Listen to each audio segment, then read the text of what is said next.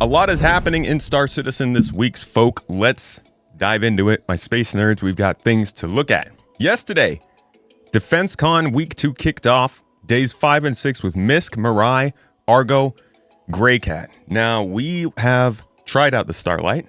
Not just that, we're giving one away today. A Starlight is currently up for grabs, and honestly, I think it's a pretty good deal. $55 for an industrial starter is pretty low. And honestly, this needs to be a fairly popular ship because CIG is getting NPC missions going where you can get refueled by NPCs really easily. But the thing they really need to do is encourage people to go out in Starlights and just chill and be available at all times. Making this ship super cheap does help that go a long way. So that's the big highlight of days 5 and 6. I would suggest checking it out. It's still available to rent as of the time this is coming out, but you don't have much time left. Next up, the free fly is back on. So for those of you who were kind of holding off to play the game, unless the free fly was over, and have now started playing, well, you now have a reason to consider not playing again. But, you know, it's Star Citizen. It's like super unstable, a little extra super unstable. We'll probably around here somewhere. Go for it. See if it works. If it doesn't, take some time off. But the game is currently in the middle of DefenseCon, so it's worth trying to get in just to rent some ships that you haven't seen before. They said, we previously held off on kicking off things until we could get a variety of important fixes in, especially around missions and overall stability. Things are in a much better place, but the team is still focused on fixing remaining issues and continuing to monitor things closely. We want to give a huge shout out to everyone jumping in, sharing feedback, and reporting issues along the way. We did a lot of reporting, really loud reporting. That feedback is incredibly valuable and sincerely appreciated. Thank you, and keep the reports coming. On Wednesday, Aegis is taking the floors for days 7 and 8. That means the Aegis Tiburon is going to be out. We will be doing a whole bunch of fighting with it. We'll try it out. We'll see how good it is at taking out capital ships, at defending itself, at going and doing missions. I'll probably take it through a ghillie run. So this is a competitor to the Perseus. It runs on the same chassis as the Hammerhead, and it's aiming to just generally be like a area denial ship for larger ships. There'll also be a Q&A releasing for that ship on Wednesday, and a roadmap roundup marking 4.8 cards is released, but also beginning our first looks at what's coming in Alpha 4.9.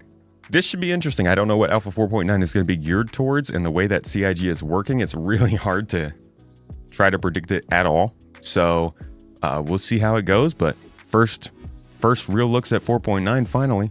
This Friday hands the stage over to Crusader and Tumbril for days 9 and 10.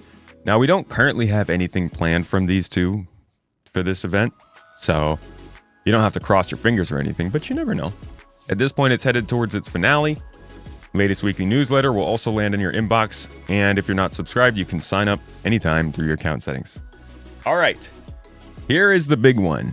To close things out, we're actually getting a Sunday event. This doesn't happen.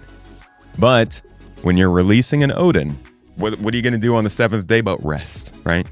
On the 7th day, CIG did not rest. No, they released a $5,000 ship. We've gotten the price confirmed. And to close out the week, on Sunday, Star Citizen Live returns with a dedicated Q&A on the Anvil Odin, that massive battlecruiser currently looming over Area 18 skyline like it owns the place. If you had your eye on it, this is the one to catch. So potentially an explanation for what the heck this ship is going to do in the game, how it's going to work long term, and just overall some looks at what this is, what's happening here. This is it's hard to encapsulate just how out of the world this ship is. You know, we talk about things like the Endeavor, trying to figure out how it's going to fit into the game correctly.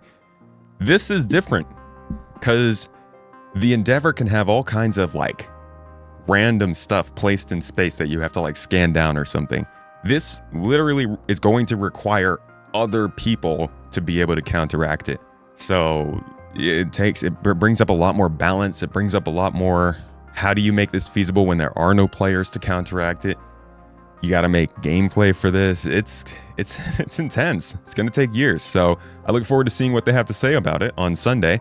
I am not in the club for this or anything, the club, but people have been confirming, and it looks like the wiki's been updated. The war bond price is $5,000. The standalone store credit price is almost $6,000.